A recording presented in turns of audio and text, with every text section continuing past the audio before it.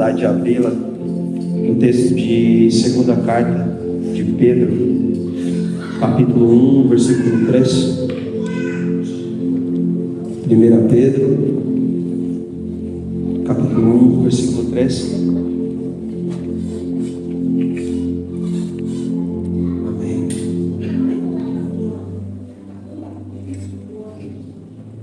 Todos se encontraram? Amém. A palavra de Deus diz assim, 2 Pedro, capítulo 1, versículo 3. 2 Pedro. Valeu, Tiago. Obrigado.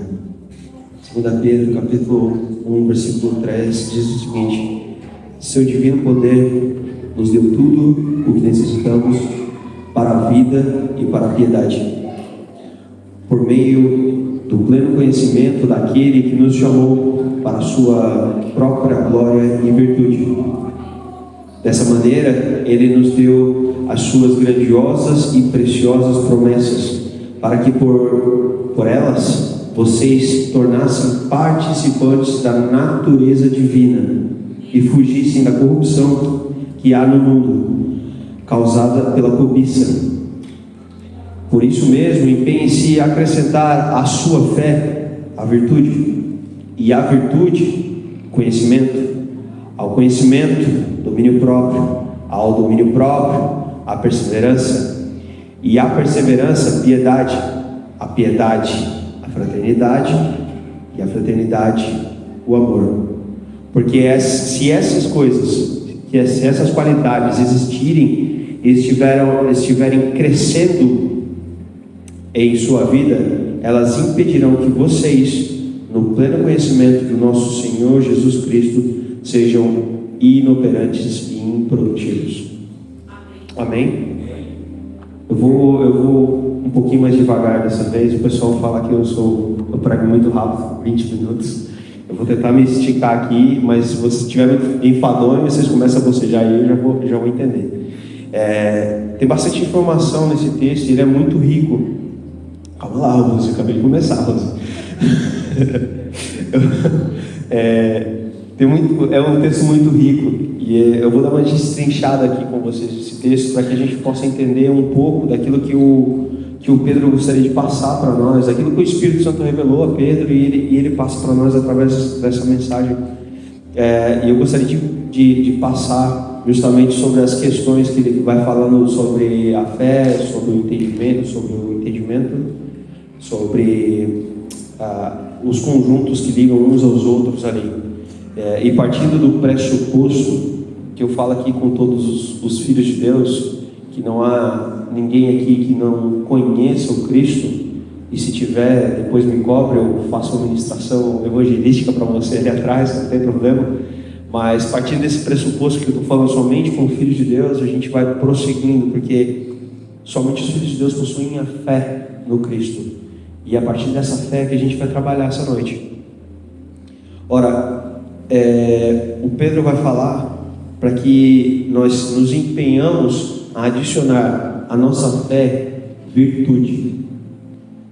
E eu estava pesquisando, porque virtude é muito vago, né? Apesar que a gente sempre está falando sobre as virtudes de Deus e tudo mais, e ela se tornou uma palavra muito vaga. Eu fui pesquisar o significado dessa palavra, para que a gente pudesse ter um compreendimento do que se trata essa virtude. E uma dos significados ou dos sinônimos dessa palavra é a excelência moral. A virtude a gente pode lidar com uma excelência moral. Paulo vai dizer aos Filipenses o seguinte, Filipenses capítulo 1, versículo 27: não importa o que aconteça, exerçam sua cidadania de maneira digna do Evangelho de Cristo. Veja só, o que o Pedro está propondo para nós não é um moralismo, de maneira nenhuma. Não é um moralismo, porque o moralismo ele é terreno. Mas o que a gente está propondo aqui é que a gente comece a andar de maneira coerente com as Escrituras, coerente com o que as Escrituras dizem a respeito da gente, sabe? o esforço que a gente faz quanto ao fato de acrescentar à fé virtude ou essa excelência moral, não é algo que nos torna digno, mas é aquilo que expressa a dignidade da glória que está em nós. É muito mais coerente, sabe? A gente olha para o Filho de Deus e às vezes está fazendo coisa errada, não faz sentido. Por que não faz sentido? Porque não é coerente com a grandeza e a dignidade da glória de Deus que habita nesse Filho de Deus. A gente tem que lembrar que essa habitação, o corpo de vocês, é a habitação do Espírito Santo. E como habitação do Espírito Santo, as coisas que a gente faz é muito sensível. É muito sensível.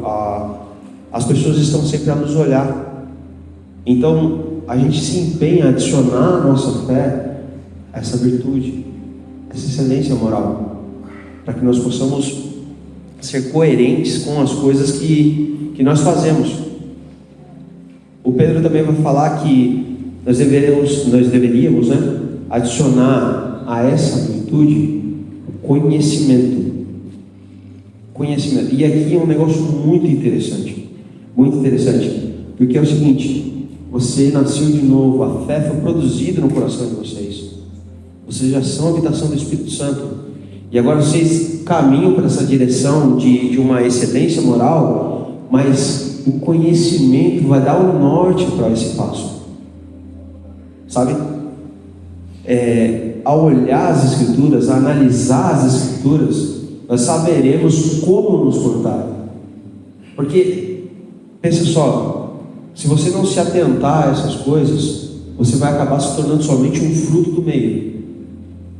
Um fruto do meio.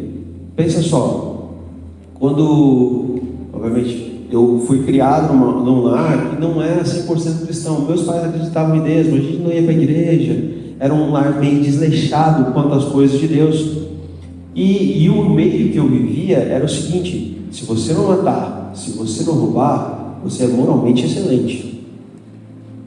Bastava uma mentirinha ali, uma mentirinha aqui, um ganho de coisa ali, acolá, um jeitinho aqui, um jeitinho acolá. E isso não afetava a excelência moral que você tinha, porque o nível era muito baixo, era muito raso.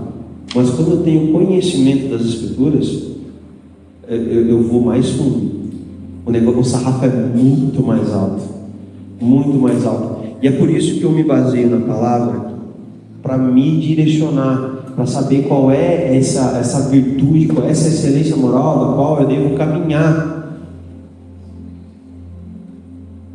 Veja, a gente está imerso em cultura.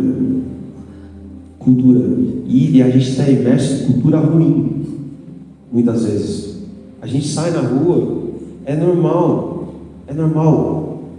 cara, é terrível. Ganhar vantagem é extremamente normal. Corta a fila ali, ganha o dinheiro aqui que eu não deveria ganhar, olha para uma pessoa ali, uma mulher ali, ou a mulher olha para um homem ali. Isso é o convencional dessa cultura que está sendo imposta contra nós. Mas quando a gente tem o conhecimento das coisas, nós não nos dobramos a ela. Nós não nos dobramos a ela. E é por isso que Pedro vai falar: adicionem a essa virtude o conhecimento, que o conhecimento vai guiar vocês. Outra coisa interessante: quantos de vocês já não compraram algo? Eu vou dar exemplo meu, mas quantos de vocês já não compraram algo que tinha várias funções? E de repente o negócio do troço já está estragando. Alguém chega e fala: ó, que negócio legal, ela faz tal coisa. Você fala: o quê? Ela faz tal coisa. Eu falo: não faz não. Então ela faz, e a pessoa vai lá, te mostra que ela faz outra coisa.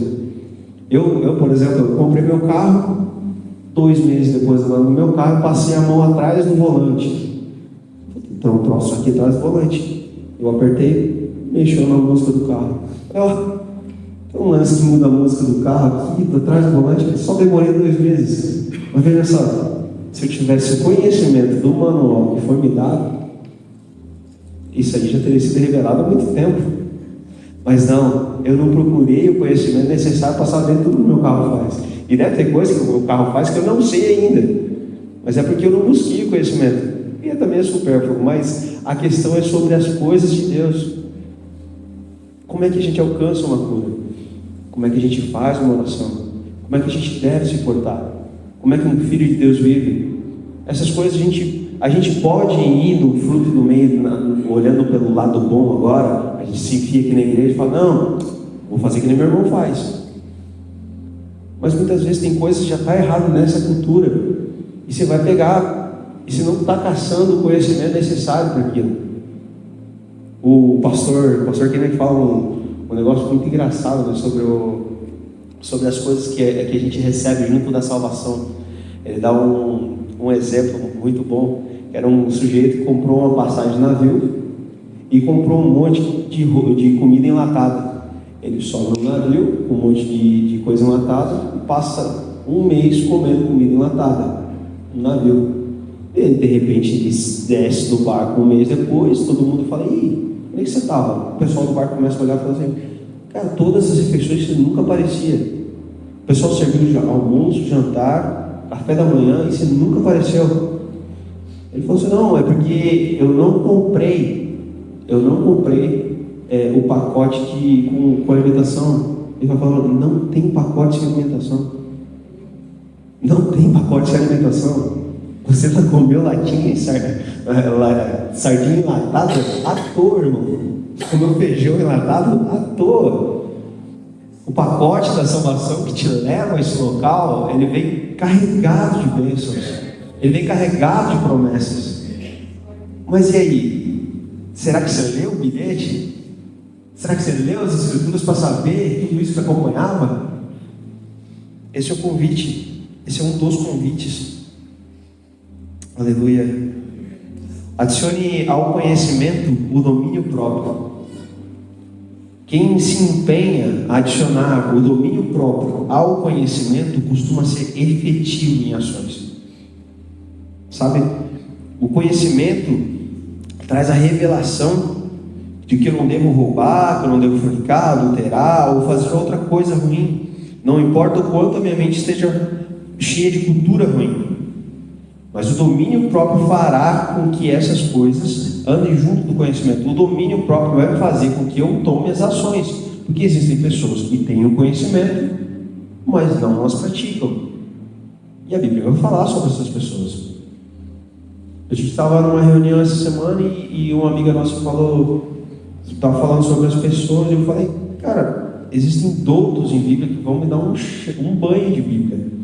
Mas eles têm alguns deles que não são revelados para eles, que são filhos de Deus, porque eles foram salvos, porque eles creem em Jesus. Eles sabem a história, eles sabem as ligações entre os textos, eles sabem o grego, o aramaico, o hebraico e tudo que diz a respeito da Bíblia, mas eles não sabem das Escrituras, eles não sabem da palavra viva, sabe? Então, tome esse conhecimento e domine-se a si mesmo para que você ande nesse local. Aleluia.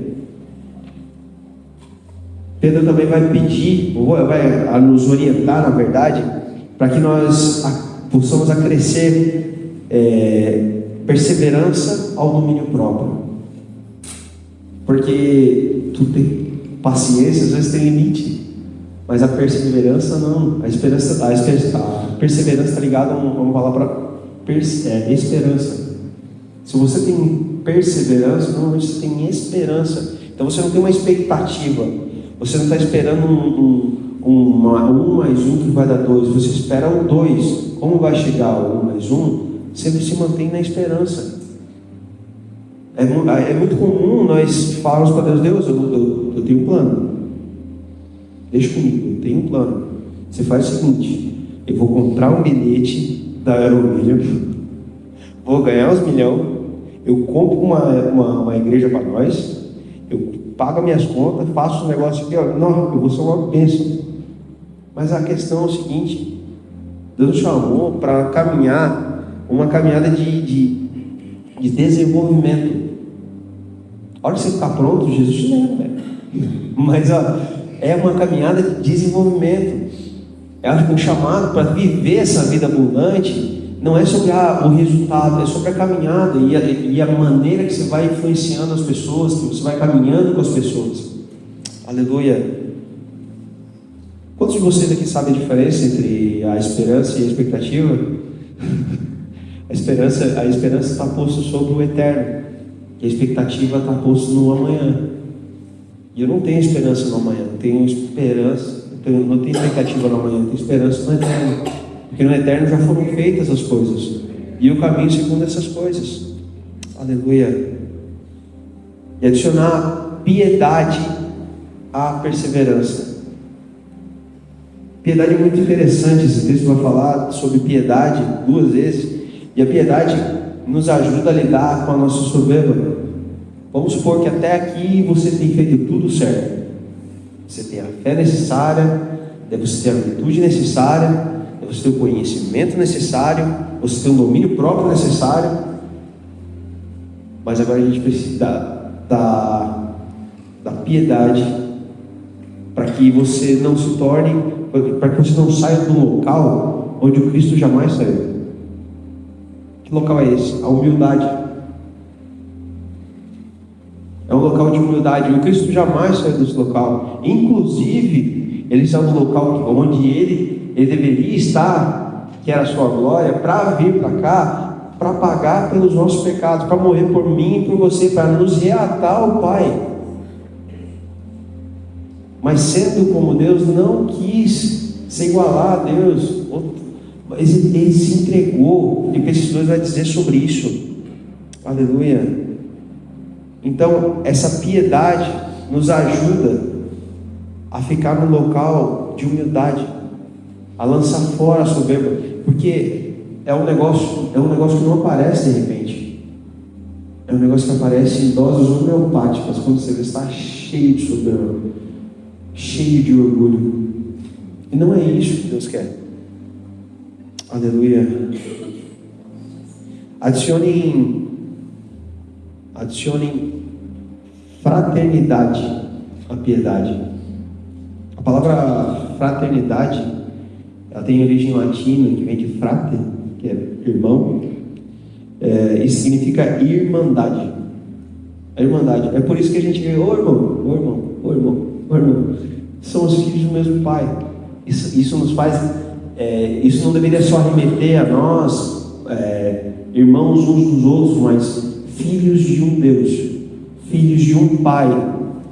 Isso deveria, ao falar para Cris, irmã, eu deveria remeter não somente a ela como irmã, mas ao Pai, o Senhor, o Deus. Aleluia. Paulo em Romanos capítulo 8 e 29 diz que Deus fez de maneira intencional com que Jesus Cristo se tornasse o primogênito dentre muitos irmãos. Essa é a intenção do Espírito, montar essa irmandade, essa fraternidade, e nós vamos adicionando essa fraternidade à piedade. Veja, é muito interessante. Quem tem mais irmãos sabe como é que é. Tipo o Diego, que tem 25. Mas é muito complicado você lidar com seus irmãos. É muito complicado. Mas à medida que você vai crescendo, a maturidade vai aparecendo, os ânimos vão se acalmando, as coisas vão sendo relevadas. E é esse local que a gente cria, sabe? Ainda que uma animosidade vá se apresentar em algum momento aqui no meio dos irmãos, mas isso não é para que nós nos larguemos uns aos outros, mas é para que isso reforce ainda mais o fato de sermos irmãos, para que nós possamos aprender disso e continuar a progredir nisso. Amém? Eu, por exemplo, não me dava com minhas irmãs, só tenho 3. E eu era mais velho, então o mais velho tinha que fazer tudo e ainda apanhava quando nós fazíamos errado. Então, poxa, não estou tendo vantagem nesse troço aqui. Mas olha a vantagem, eu consegui expressar o que é ser um irmão mais velho. Eu consegui expressar, eu consegui cuidar, eu consegui ajudar meus pais e tudo mais. E isso é um privilégio que Deus nos dá. Suportar os nossos irmãos é um privilégio que Deus nos dá. É um privilégio por quê? Porque Ele construiu uma maturidade em você para que você fizesse isso. É, Luísa? Amém? E adicionem à fraternidade o amor. O amor, esse não é produzido por nós, ele é exercido por nós. Porque isso é algo que vem da parte de Deus, algo que vem do próprio Espírito em nós. O amor a gente não era capaz de produzir, até que o Cristo produziu isso em nós, até que o Espírito Santo produzisse isso em nós.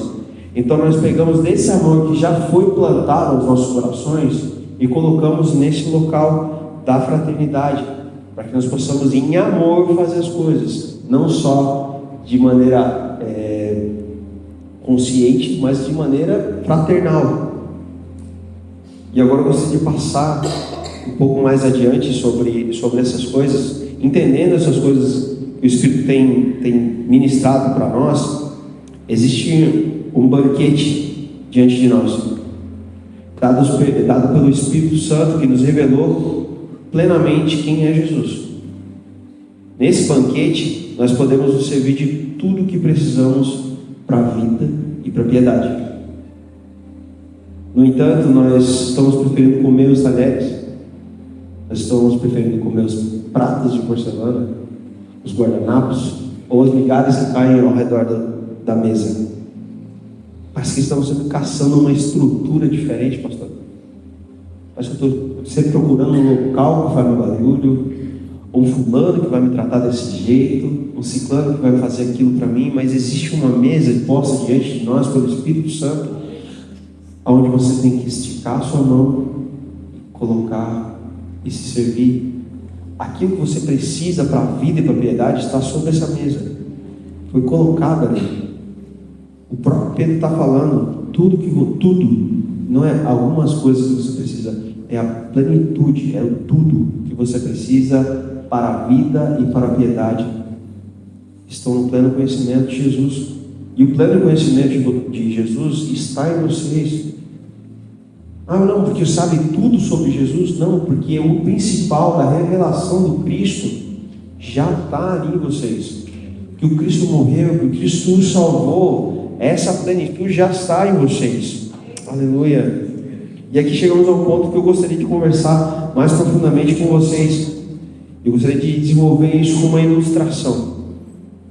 A World Population Review, que é um site que compila vários dados populacionais no mundo todo, eles têm um dado muito interessante, que é sobre os países com a maior e a menor estatura média do mundo.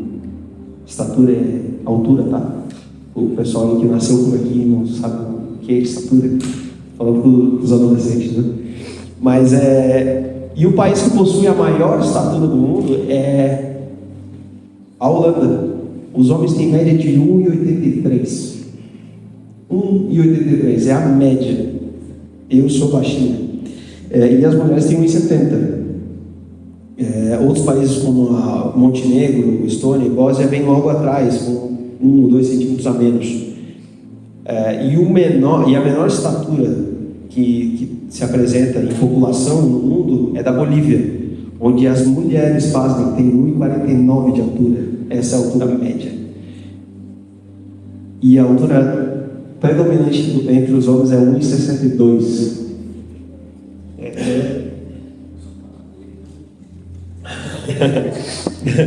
O Emerson é altão. O irmão Emerson é altão, mano.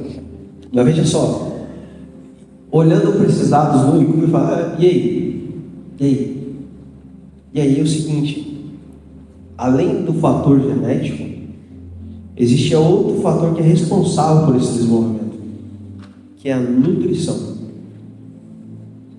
A nutrição. Sim, se a pessoa tem uma boa nutrição, uma boa disponibilidade nutricional, ela consegue se desenvolver muito melhor, obviamente. E se você vai pesquisar mais a fundo sobre o ambiente ou o tipo de comida que eles comem na Holanda, na fase que eles estão se desenvolvendo, normalmente é rico em cálcio. Ou seja, eles têm uma disponibilidade nutricional muito alta para justamente aquilo que faz com que eles cresçam, que é o cálcio. Você já tem um estímulo, talvez genético, mas tem disponibilidade para isso. Enquanto os nossos irmãos da Bolívia, ou do Camboja, ou outros países, Bangladesh, eles têm uma estatura muito baixa. Por quê? Porque eles estão comendo, não estão comendo o cálcio necessário para que eles possam crescer. Isso é obviamente cultural e tudo mais, mas veja bem, se você olhar aqui, infelizmente hoje o Darian não veio, mas ele é um bom exemplo. É um menino que nasceu aqui, os pais são brasileiros, são mais baixos que ele, só que a disponibilidade nutricional dele foi muito superior, então ele é muito mais alto que os pais. E isso é muito fácil de enxergar que os indianos da segunda, terceira geração são muito mais altos que o primeiro.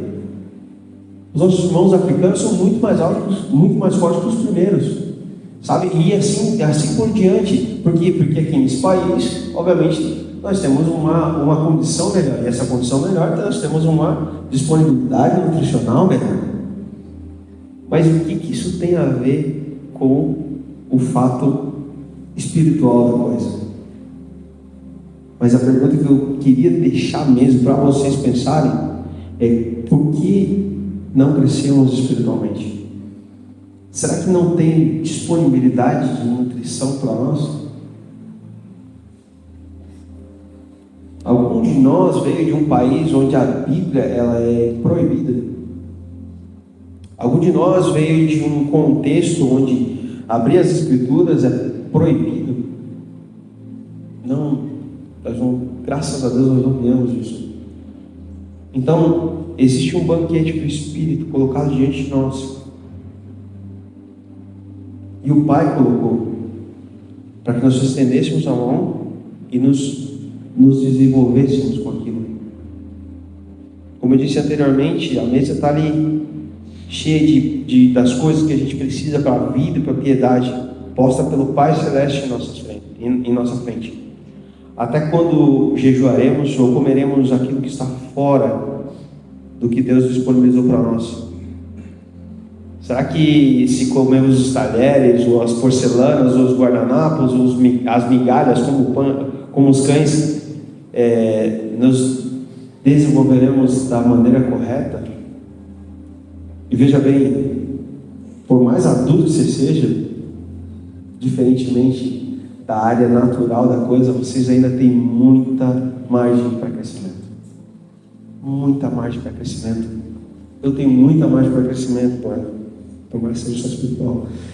Muita margem de crescimento. Por quê? Porque existe um banquete colocado diante de nós. Tudo que a gente precisa, a cura, ela está nas Escrituras, ela está nessa mesa, nesse pacote que o Espírito Santo nos entrega. A salvação já está aí. Não casse uma salvação. Não disturbe dessa maneira a graça de Deus que já foi lhe dada. Procure ser, como Pedro diz anteriormente, não conivente, mas coerente com as coisas que lhe são empregadas. De ser um bom cristão, de ser isso, de ser aquilo. Mas estenda a mão, se alimente, tome o pão que está sobre a mesa. Tome o pão. Aleluia. E para quem pensa em punição, em autopunição, não faça assim, não. Eu pequei contra o meu pai. Eu não vou me sentar à mesa e comer desse pão. Mas como o Renan já ministrou algumas vezes, e alguns pastores aqui já ministraram algumas vezes, quem dos pais aqui, dispostos, depois de brigar com o filho, senta na mesa e fala: você não vai comer. Você não é digno de comer do meu pão. Eu não lembro de meu pai ter feito isso. Não lembro. Meu pai era muito rígido muitas vezes, mas eu não lembro dele ter feito isso. Ele preferia bater, mas é só meu pai, normal, viu? O Pai Celeste, Ele corrige de maneira diferente. Mas a mesa está ali para você se desenvolver. Está posta. Você senta, toma e come. E assim que chegar o tempo apropriado, você passa a ajudar o Pai a servir essa mesa. Aleluia. Sendo nós ruins, damos bons presentes aos filhos, quem dirá o Pai Celeste? Quem dirá o Pai Celeste? Então estenda as suas mãos para o Pai essa noite. Ações sempre terão consequências, mas o pecado já foi vencido na cruz. Não define espiritualmente por não estender suas mãos e tomar aquilo que Deus já disponibilizou em graça e amor para a sua vida. Para que então vocês não sejam inoperantes e improdutivos. Sabe que isso é um lance muito, muito forte. Muito forte. Satanás quer fazer de tudo para que você não estenda a mão e tome dessas coisas. Por quê? Porque você fica fraco, você não cresce, e daí você se torna inoperante e improdutivo. E esse é o máximo que ele consegue fazer com o Filho de Deus. Porque ele não consegue lá no cartório dos céus tirar o nome da filiação de Deus, mas que ele consegue fazer assim: ó, eu vou te tornar inoperante e improdutivo. É isso o máximo que dá para fazer. Isso é o máximo. O Espírito Santo está aqui ministrando ao nosso coração essa noite. Eu gostaria que você ficasse de pé.